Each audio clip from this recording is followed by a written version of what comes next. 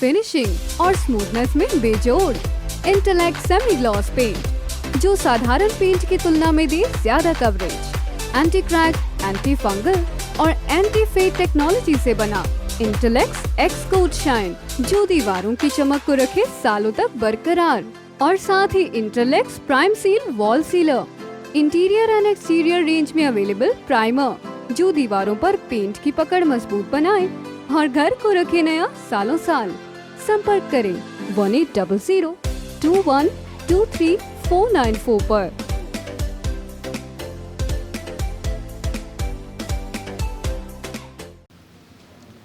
नमस्कार, मैं हूं प्रमोद और आप देखना शुरू कर चुके हैं दी सड़कनामा.com। जैसा कि आप सब लोग जानते हैं कि नगर निकाय के चुनाव चल रहे हैं और इस वक्त मैं डबवाली में मौजूद हूं। मेरे साथ इस वक्त भारतीय जनता पार्टी के जिलाध्यक्ष हैं आदित्य चौटाला। और चूँकि यहाँ पे डबवाली में नगर परिषद के चेयरमैन के चुनाव हो रहे हैं और यहाँ पे भारतीय जनता पार्टी और जननायक जनता पार्टी का साझा उम्मीदवार है प्रवीण सोनी। और आज आदित्य चौटाला ने प्रेस कॉन्फ्रेंस करी है। पहले तो हम उसके बारे में जानेंगे। आदित्य जी, जो प्रेस कॉन्फ्रेंस करी है उसका क्या उद्देश्य है, क्या कुछ कहेंगे? देखिए, जब ये फैसला हो गया था जी कि हम मिलके लड़ेंगे जी, तो मैं समझता हूँ इस पे जेजेपी को रहना चाहिए था जी। और आपसी तालमेल के तहत कितने एमसी बीजेपी के लड़े, कितने एमसी जेजेपी के लड़े, एक समन्वय बनाना चाहिए था। लेकिन इन तमाम चीज़ों को दूर करते हुए उन्होंने सारी जगह अपने कैंडिडेट उतारे। एलनाबाद में भी उनके कैंडिडेट खड़े हैं, रानिया में भी खड़े हैं और डवाली में भी खड़े हैं। हमारे कार्यकर्ता पिछले 1 साल से वार्ड में, शहर में अपने काम लगे हुए थे। हर एक कार्यकर्ता की एक इच्छा होती है कि वो अपने इलाके का प्रतिनिधि करे, अपने वार्ड का प्रतिनिधि करे और उसके लिए वो तैयारी करता है। आज हमारे भारतीय जनता पार्टी के कैंडिडेट एलनाबाद में लड़ रहे हैं, वार्ड्स में एमसी का चुनाव लड़ रहे हैं, रानिया में लड़ रहे हैं और डवाली में भी हमारी 12-13 एमसीज लड़ रहे हैं। लेकिन बड़ा दुर्भाग्य है कि जब ये बात तय होगी स्टेट और सेंट्रल लीडरशिप से कि आप आपसी समन्वय बना के लड़ेंगे, तो उन्होंने हमारे जितने एमसीज थे उनके सामने अपने कैंडिडेट उतार दिए। मेरी सुबह एलनाबाद बात हुई, हमारे मंडल अध्यक्ष हैं शहरी मंडल, उनसे उन्होंने भी मुझे बताया कि यहाँ भी कैंडिडेट उन्होंने सामने उतार रखे हैं। मेरी रानियाँ हमारे जो मंडल अध्यक्ष हैं नगर के, उनसे बात हुई, उन्होंने भी मुझे ये बताया। और डवाली में तो मैं प्रत्यक्ष रूप से देख ही रहा हूँ। हमारी 2 दिन पहले भी बैठक हुई है। उस बैठक में हमने सब कार्यकर्ता थे, लगभग 250-300 कार्यकर्ता थे और सब कार्यकर्ताओं से हमने विचार लिए। उन सब ने ये कहा कि समझौता हमें मंजूर है, जो पार्टी फैसला करे उस पर हम हैं, लेकिन जो हमारे एमसीएस कार्यकर्ता लड़ रहे हैं उनके सामने ये अपने कैंडिडेट विड्रॉ करें। हमने उनको मैसेज दिया, उन्होंने मना कर दिया। इसलिए हमने ये प्रेस कॉन्फ्रेंस की कि मैं भारतीय जनता पार्टी का जिला अध्यक्ष हूँ, मेरा ये दायित्व फर्ज बनता है कि मैं अपने कार्यकर्ता की मजबूती से पक्ष करूँ और बात रखूँ। और मैंने ये कार्यकर्ता को ऐलान किया है कि आप चुनाव लड़ें, हम आपकी मदद करेंगे। अगर वो गठबंधन धर्म निभाते हैं तो वो अपने कैंडिडेट विड्रॉ करें। तो ये आदित्य जी, एक तरह से ये कह सकते हैं मोर्चा भी हो सकता है कि क्योंकि अब नामांकन की वापसी का समय निकल चुका है, उम्मीदवार वो रहेंगे, उनको चुनाव चिन्ह है वो भी अलॉट कर दिया गया है। तो अब भारतीय जनता पार्टी क्या स्टैंड होगा? जो चेयरमैन उम्मीदवार हैं उनको वोट डाली जाएगी या किस तरह से चुनाव हो? देखिए, भारतीय जनता पार्टी का तो एक स्टैंड क्लियर है कि जो भाजपा के समर्पित कार्यकर्ता हैं, जिन्होंने भाजपा की सदस्यता ग्रहण कर रखी है, वो एमसी का चुनाव लड़ते हैं, हम उनकी मदद करेंगे जी। और बाकी जो जिस तरह से डबवाली की आप बात कह रहे हैं कि चेयरमैन हैं या पार्षद हैं जो उनके सामने जो चुनाव लड़ रहे हैं, उनके सामने अगर पार्षद लड़ रहे हैं, हमारे नगर के एमसी के चुनाव में अगर उनका भी पार्षद खड़ा है जी, तो प्रमोद जी आप ही बता दो जी कि क्या हमारा राइट बनता है कि हम वोट डालें कि ना डालें? वो तो पार्टी, सबसे पहले पार्टी होगी, पार्टी के लोगों को डालेंगे। देखो, एक चीज़ सुनो, वोट तो लोगों ने देने हैं ना जी। उनके महसूस नहीं होगा, उनको नहीं महसूस होगा क्या कि ये सामने ही खड़े हैं तुम्हारे, फिर किस बात का गठबंधन है? तो भारतीय जनता पार्टी के जो कार्यकर्ता हैं उनको ये भी महसूस होगा कि हम वार्ड में उनको वोट डालें और जो है चेयरमैन का वोट फिर क्यों डालें? महसूस तो होगा ही। मैं तो स्वाभाविक कह रहा हूँ भी हम हर एक जो कार्यकर्ता है उसको महसूस होती है इस बात को। तो इस तरह से गठबंधन को नुकसान होगा। गठबंधन, जिन लोगों ने गठबंधन किया जब ये तय हो गया तो क्या उनका फ़र्ज़ नहीं बनता कि वो बैठ के बात करें और वो खुद सुनिश्चित कर लें। अच्छा, एक रात में वो कहाँ से लाएँ कैंडिडेट, पकड़ पकड़ के उन्होंने खड़े किए हैं। और उसके बाद हमारे कई कार्यकर्ताओं को उन्होंने धमकाना शुरू कर दिया, अभी आप अपने विड्रॉ कर लो, आप इसके हक में बैठ जाओ। ये कोई बातें थोड़ी है, ये ऐसे गठबंधन थोड़ी चलते हैं। यानी कि ये कह सकते हैं कि ये जो पहले कहा गया था कि जिला इकाइयाँ कुछ फैसला करेगी, तो उस पर जिला इकाई से कोई तालमेल हो, बात करे तो फैसला करें। जब ये आप खुद कह रहे हो ये कहा गया था जिला इकाई तय करे, उसमें बिल्कुल निश्चित जिला इकाई तय करे ये था कि कहाँ कहाँ एमसीज़ के वो चुनाव लड़े, कहाँ हम लड़े, ताकि एक बढ़िया तरीके से हम इलेक्शन लड़ पाएँ। लेकिन अगर आप बुली की पॉलिटिक्स करते हो, पुल एंड पुश की पॉलिटिक्स करते हो, प्रजातंत्र में ये जायज़ नहीं है। और ख़ास तौर पे डवाली शहर बहुत समझदार लोगों का शहर है, अच्छे लोग हैं यहाँ। ये बिल्कुल बुली पॉलिटिक्स को मैं अलाउ नहीं करते, ये कहीं पुश की पॉलिटिक्स को दरकिनार करते हैं। यहाँ पे आप जैसे हो, आप अपनी सच्चाई लोगों के सामने रखो। आदित्य जी, ये आपने भी चूँकि विधानसभा का यहाँ से चुनाव लड़ा और सेकंड नंबर पे आप रहे, कांग्रेस फर्स्ट पे रही, लेकिन अब ये जो चेयरमैन का चुनाव है इस बार, क्योंकि ये भी है कि डायरेक्ट हर मतदाता है वो चेयरमैन को वोट डाल पाएगा, तो आपको नहीं लगता कि कहीं ये जो फैसला लिया गया जननायक जनता पार्टी को यहाँ पे दी, हालांकि जननायक जनता पार्टी का वोट बैंक देखे तो काफ़ी कम है, कहीं भारतीय जनता पार्टी के जो मेन कार्यकर्ता है उनके साथ कहीं अन्याय है, या आप मानते हो इस बात को? देखिए, ये फैसला स्टेट और सेंट्रल लीडरशिप का है। उन्होंने जो फैसला लिया वो हर कार्यकर्ता मानता है, सिर माथे है। लेकिन उन्होंने इसके साथ साथ ये भी कहा कि जिला इकाई ये तय करे कि हमारा कार्यकर्ता एमसी का कहाँ से चुनाव लड़े। हमारा चेयरमैन नहीं से कोई सरोकार नहीं है, हमने तो हमारा जो एमसी का कार्यकर्ता है उसके बारे में विचार करना है। वो क्योंकि वो कितने समर्पण भाव से पार्टी के साथ जुड़ा हुआ है, 20-20, 40-40 सालों से जुड़े हुए हैं। और वो जब मौका मिलता है तो वो हर एक आदमी की इच्छा होती है कि मैं भी अपने वार्ड का प्रतिनिधि करूं, जन सेवा करूं। तो उस कार्यकर्ता की भावनाओं को देख के ये मेरा फ़र्ज़ है कि मैं इस चीज़ को पुख्ता करूं कि जहाँ जहाँ कोई चीज़ का गठबंधन का और का वायलेशन है तो उन्हें आगाह करें। हमने उनको परसों रिक्वेस्ट किया था, लेकिन उनका कोई रिस्पॉन्स नहीं है। तो इसका मतलब तो ये है कि आप एक दबाव की, दबिश की पॉलिटिक्स कर रहे हैं। मैं समझता हूँ ये ठीक नहीं है। नामांकन से पहले भी इस तरह की कोई बातचीत हुई? नामांकन क्योंकि फैसला एक दिन पहले हुआ, उस टाइम नामांकन भरने की प्रक्रिया चल रही थी। हमारे पार्षदों को हमने कहा कि आप अपना नॉमिनेशन फाइल करो। अगर हमारे में खोट होता तो हम भी चेयरमैन का भरते।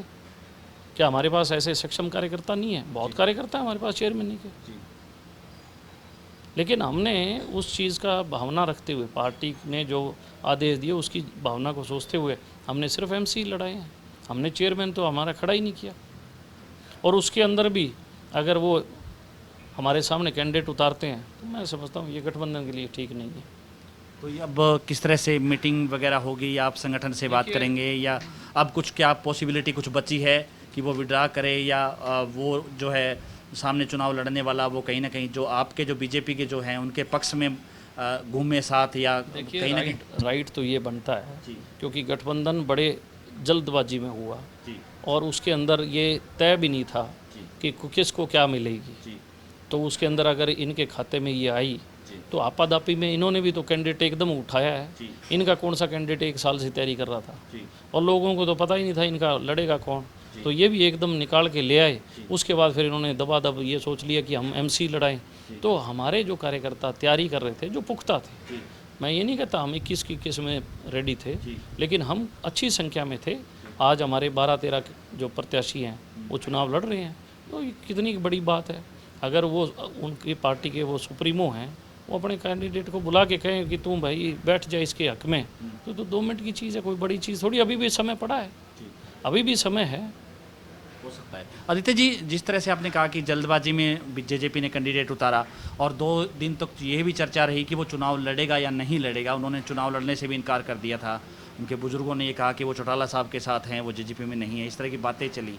तो क्या इससे आपको लगता है कि गठबंधन जहाँ पे बीजेपी का समर्थक भी वोट डालने के लिए तैयार है, जहाँ जननायक जनता पार्टी के जो कोर वोटर है वो भी चूँकि कार्यकर्ता पहले नहीं थे, वो भी सोचेगा, तो ये अपने आप में एक ये फैसला है, इस फैसले को आप नहीं मानते कि जननायक जनता पार्टी ने जो कैंडिडेट दिया वो भी एक तरह से? देखिए, मेरे पास जो कैंडिडेट है प्रवीण सोनी, ये और एक हमारी पार्टी का जिला का मीडिया है कपिल सोनी, ये दोनों मेरे पास दोपहर को 4 साढ़े 4 बजे आए थे जी घर पे चौटाला, जी और मेरे को कहने लगे जी मेरी मदद करो। जी तो मैंने उनसे पूछा कि मैं कहा यार तू तो एकदम ही उधर गया, कभी तेरी तैयारी नहीं थी, जी तो वही तू कैसे चुनाव लड़ेगा यार, मदद तो हम करेंगे अब जब पार्टी का फैसला हो गया। जी तो वो कहने लगे अभी जी मेरी कोई जीतने की तो लड़ाई थोड़ी है, हमने तो टेकचंद को पछाड़ना है। जी तो जब इनकी सोच ही चेयरमैन की नहीं है जी और ये तो टेकचंद की पछाड़ने की बात कर रहे हैं, तो फिर हमने सोचा यार फिर हम क्यों टाइम बर्बाद करें, हम अपने जो कैंडिडेट हैं जो एमसी के लड़ रहे हैं हम इनकी डट के मदद करें। तो ये परसों हमने मीटिंग बुलाई, उसमें हमने सब कार्यकर्ताओं को पूछा भी आपका विचार बताओ। सब ने हाथ खड़े करके एक मत होके ये कहा कि जो हमारे एमसी हैं हम सब लोग इनकी मदद करेंगे। हमारी पार्टी में भी 4-5 लोग हैं जिन्होंने ये ख्याल नहीं किया, बड़े सीनियर लोग हैं, मैं उनका सम्मान करता हूँ, आदर करता हूँ, मेरे अजीज़ हैं, मेरे बड़े भाई हैं, कि ऐसे मौके पे पहले हमें अपने जो कार्यकर्ता हैं उनका ख्याल करना चाहिए था, ना कि हम भाग के किसी के कहने पे बड़े आदमी की गाड़ी में चढ़ जाएं, 2 करोड़ की गाड़ी आ जाए और भाग के तुम 2 करोड़ की गाड़ी में बैठ जाओ, ये ठीक नहीं है। सम्मानीय मेरे, मैं उनकी इज्जत करता हूँ। उन्हें सबसे पहले ये देखना था कि हमारे कितने कैंडिडेट एमसी का चुनाव लड़ रहे हैं, चेयरमैन को एक बारी छोड़ दो, अगर उनकी आई है वो लड़ लें, हमें कोई इतराज़ नहीं है। लेकिन उन्होंने भी खुद इस चीज़ का ध्यान नहीं किया। मेरे पास कार्यकर्ताओं के फ़ोन आते थे कि भाई साहब हमारे सामने तो एमसी खड़ा है जेजेपी का। तो फिर मैंने सारे कार्यकर्ता शहर के और डबाली के इकट्ठे किए और उन्हीं से सलाह की भी बताओ। तो सबका एक था कि एक बारी हम उनको मैसेज करें। हमने हमारे मंडल अध्यक्ष गौरव मुंगा जी के माध्यम से उनको मैसेज किया कि हमारे ये 11-12 कैंडिडेट्स हैं, आप इनके सामने अपने कैंडिडेट विड्रॉ करो। अगर हमने साझी लड़ाई लड़नी है और जीतने के लिए लड़नी है तो हमें ये करना चाहिए।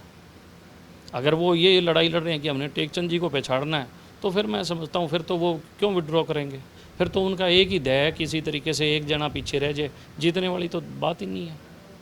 आदित्य जी, ये चुनाव की अगर बात करें तो ये किन मुद्दों को लेकर के हैं? क्या कुछ जो कि कांग्रेस भी ये कह रही है कि हमने काम यहाँ पे करवाया, अमित शाह ने यहाँ पे काम करवाया, और चूँकि बीजेपी है, बीजेपी का भी यही दावा है कि इस इलाके में जो काम हुए सरकार ने करवाए। क्या लग रहा है ये चुनाव है, क्या वाकई मुद्दों पे लड़ा जाएगा, विकास के मुद्दों पर, या किस तरह से, क्या मानते हैं? देखिए मैं एक बात बड़ी क्लियर करूँ कि डबल की जनता के साथ हमेशा छल कपट हुआ है। जी कहा कुछ गया, जनता ने साथ दिया, निकला कुछ और अब डबल की जनता इनसे सबसे त्रास्त हो चुकी है, उम्मीद छोड़ चुकी है। क्योंकि आप पिछले 4 MLAs के रिज़ल्ट निकालो, पिछले 4 जो MLAs हैं वो सारे के सारे, अब वाला भी चौटाला गांव का ही है, पहले भी वहीं के थे, एक ईंट ना पहले लगाई, सीताराम रहे, अजय सिंह चौटाला रहे, नैना चौटाला रही, एक ईंट भी नहीं लगाई। नेशनल हाईवे ये बन रहा है, सेंट्रल गवर्नमेंट का प्रोजेक्ट है, भारतमाला बन रही है, सेंट्रल गवर्नमेंट का प्रोजेक्ट है, इतनी स्पीड से काम चल रहा है। अभी हमारी जो डबवाली से ये सड़क बनी दिल्ली की, 2-1.5 साल में बन के तैयार होगी, बहुत तेज़ी से, तीव्र गति से काम चल रहा है। भारतमाला का प्रोजेक्ट का बहुत तीव्र गति से काम चल रहा है। यहाँ पे एक बीच में चौक है जिसको हम मेन चौक बोलते हैं डबवाली का, वहाँ पे बड़ा चौक था, ट्रैफिक कंजेशन थी, नेशनल हाईवे अथॉरिटी ने बनाया और हमारे MLA ने खड़ा होकर फ़ोटो खिंचाई, ये मैंने बनवा दिया। अरे तुम यार पढ़े लिखे आदमी हो, डबवाली शहर के लोगों को आप क्या मैसेज देना चाहते हो?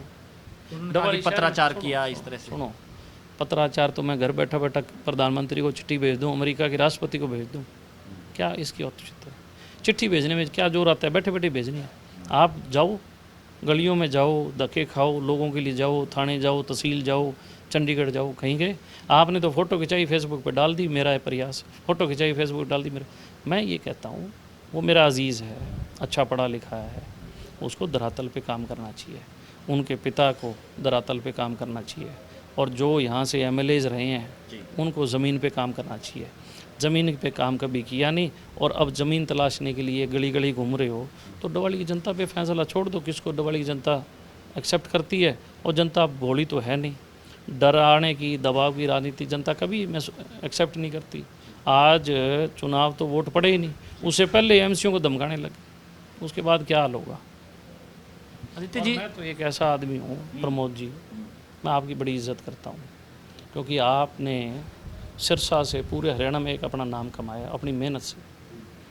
मैं आपको भिवानी में भी देखता हूँ, मैं आपको जींद देखता हूँ, मैं आपको सोनीपत, रोहतक, हर हरियाणा के कोने में देखता हूँ। मैं बड़ा बेबाक आदमी हूँ, मेरा आपने पहली बार जब आपने चैनल शुरू किया, फर्स्ट इंटरव्यू आपने मेरा लिया और मेरा ये सौभाग्य है। और मैंने ये सवाल भी किया था कि जी मैं तो बड़ा छोटा सा हूँ, मेरे पास उस टाइम कुछ नहीं था, मैं तो जिला परिषद का मेंबर था, लेकिन कहीं ना कहीं आपने कहा कि आप ठीक बात ठीक उठाते हो। जहाँ कहीं भ्रष्टाचार की बात होती है, जहाँ कहीं लोग दलालियाँ करते हैं, बेबाकी से आवाज़ उठाता हूँ। हमारे शहरी लोग जो शहर में रहते हैं हमारे, वो परेशान थे नगर पालिकाओं की व्यवस्थाओं को लेके। मैं पहला आदमी हूँ जो भीड़ लेके गया, जिसने आवाज़ उठाई। क्या यहाँ पे और लोग नहीं रहते? क्या सामाजिक संगठनों के लोग नहीं हैं? क्या प्रतिनिधि नहीं है? कोई बोला? एक भी बोला? और मैं हमेशा सच्चाई के लिए बोलता हूँ, मुझे किसी चीज़ का डर नहीं है, मैं किसी चीज़ की परवाह क्यों, मैं पढ़ा लिखा, मेरा काम है, अगर मैं जनप्रतिनिधि जन सेवा कर रहा हूँ, अगर लोगों की मैं सेवा कर रहा हूँ तो लोगों के मुद्दे उठाना मेरा काम है, लोगों की आवाज़ उठाना मेरा काम है। तहसील में क्या हाल हो रहा है? तहसील में दलाल बैठे हैं, रजिस्ट्रियों के नाम पे पैसे, और एक एक दिन में लाखों की कलेक्शन। अरे भाई वो पैसा जाता कहाँ है? किन की कोठी में जाता है, किन की तिजोरी में जाता है? इन तहसील वालों से पूछो, किसके पास है ये महकमे? कौन भ्रष्टाचार कर रहा है? क्या डवाली की जनता रजिस्ट्रियाँ कराने जाती है, पैसा नहीं देती? तो आज जो लोग आपकी गलियों में आएंगे वोट डालने, जो कहेंगे कि हमें दो, हम विकास करेंगे, उनसे एक बात पूछो कि आप डवाली में रहते हो, डवाली के रहने वाले हो, आप उस दिन कहाँ थे जिस दिन हमने रजिस्ट्री कराई, हमें पैसा दिया? उस दिन आपने मेरी बात क्यों नहीं उठाई? उस दिन आपने हमारी आवाज़ क्यों नहीं उठाई? आज आप वोट लेने तो आगे, क्यों आपको चौधराट चाहिए? लेकिन मुद्दे की बात आपने कभी नहीं की। मेरा इंटरव्यू बीच में एडिट मत करना आप। नहीं, एडिट नहीं है, जितना आप चलेगा उतना ही। कई बार क्या होता है, चुनाव का माहौल होता है, अगला सोचता है कोई बुरा मान जाए। मैं तो सच्ची कहने वाला आदमी हूँ और मैं डरता नहीं हूँ किसी चीज़ से। मैं जनसेवक हूँ, मैं जनता के लिए हूँ। I am for the people by the people. मैं उनके लिए लड़ता हूँ, लड़ूंगा। धन्यवाद। तो ये थे हमारे साथ आदित्य चौटाला। और चूंकि नगर निकाय चुनाव चल रहे हैं और इस चुनाव को लेकर के हमने काफ़ी सारी जो बातचीत है उनसे करने का प्रयास भी किया और अधिकतर सवालों के जवाब भी जो आदित्य चौटाला ने बेबाकी से ही दिए, जिन्होंने कहा कि इंटरव्यू एडिट नहीं होगा, जितनी वीडियो है उतनी ही वीडियो आप देख पाएंगे और अपनी राय आप कमेंट सेक्शन में ज़रूर दे देना, ताकि आदित्य चौटाला है उन सवालों को पढ़ पाए और उनके जवाब भी हम दूसरी वीडियो में लेने का प्रयास करेंगे। बहुत बहुत शुक्रिया।